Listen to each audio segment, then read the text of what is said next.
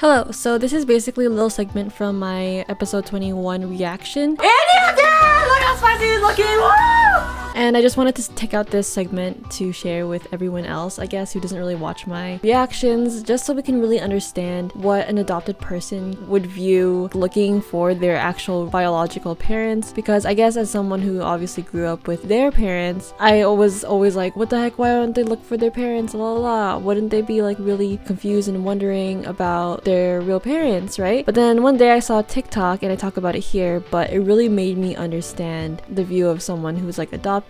Obviously this doesn't really apply to every single person who has been adopted. It really helped me put things into perspective and understand why the girls are the way they are in regards to looking for their actual parents and stuff like that. So I just thought this was really interesting and I wanted to share it with you guys. So yeah. And this kind of concept doesn't only relate to the girls in this situation. You can also relate it to other characters who grew up without their parents or was adopted. Example, Gon Freaks from Hunter x Hunter. Little spoiler, but this is kind of, I guess, why he doesn't look for his mother or doesn't want to know more information about his mother, because he has Aunt Mito, who he sees is his mother. And yeah, anyways, I'll let myself explain things.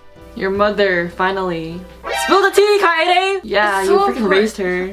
The thing is about being adopted, so I was on TikTok today and there was a story about this girl who, she was from China, she was adopted by a white American lady, and sometimes like in China, like giving up their kid for adoption, and they like genuinely don't want to like give them up, but like they have to because of, you know, the laws and stuff like that, or reasons or whatever. And then the mother of this girl carved like a letter or like a character on her back. Like there's a scar on her back with a word saying like you are the daughter of my dreams, but not my daughter of my society. That's so sad. Which is really sad. And like that was like her story, and she said that like she personally feels no need to look for her birth parents because she believes that her adopted mother is her real mother, and she doesn't need another set of her parents because at the end of the day, to her, like her mother that raised her is her real mother, and she just doesn't have the need to find them. And I was reading the comments and there's a lot of people who related to that. Oh really? So like maybe because Setsuna was raised technically by Shiori, and then Towa was raised by Sota, and they both had really great relationships with them, so maybe it's the same. Yeah. Like they don't find the need to look for their real parents because at the end of the day they have something to fill that void. They didn't feel... Yeah, they didn't feel like they were abandoned. Versus, I don't know, Morrow has a different case though, because at the end of the day she wasn't really raised by anyone, I guess you could say. But yeah, I guess that can kind of explain Towa and Setsuna's behavior. But at the same time, I don't know. But like, that's what I learned today on TikTok, I guess. That sometimes just people who are adopted don't want to look for their real biological parents because they're happy with their adopted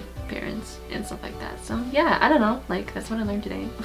Isn't that interesting though? Yeah, but that's so sad. You're the daughter of my dreams, but not the daughter of my society.